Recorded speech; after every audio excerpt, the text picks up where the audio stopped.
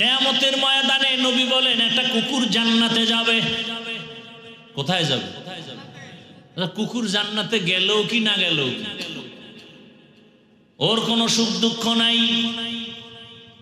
কেন যাবে? কোন কুকুর যাবে? বলে কোরআনে ঘটনা আছে সূরা কাহাফে। কি তুমি 7টা যুবক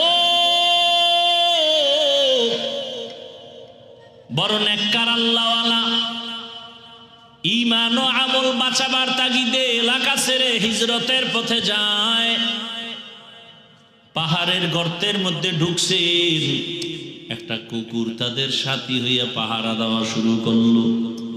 এই আল্লাহওয়ালার সোহবত লাগছে, এই কারণে আমার নবী বলেন আল্লাহওয়ালাদের সোহবত আর সোয়া লাগার কারণে দুনিয়ার মানুষের আল্লাহ শিক্ষা দেয় একটা কুকুর ভালো মানুষের সংস্রব পাওয়ার কারণে আমি আল্লাহ কুকুরটারে জান্নাত দিব।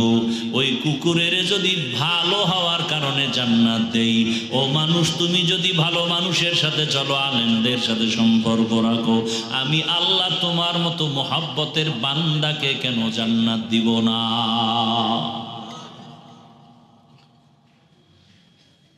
একটা গাভী জান্নাতে যাবে। কি একটা গাভী জান্নাতে যাবে কেন? বলে মুসা নবীর সাথে সম্পর্কের কারণে দাম বেড়ে গেছে। এবং এত দাম যে আল্লাহ গাভীর নামে সূরা নাজিল করলেন। সূরার নাম কি?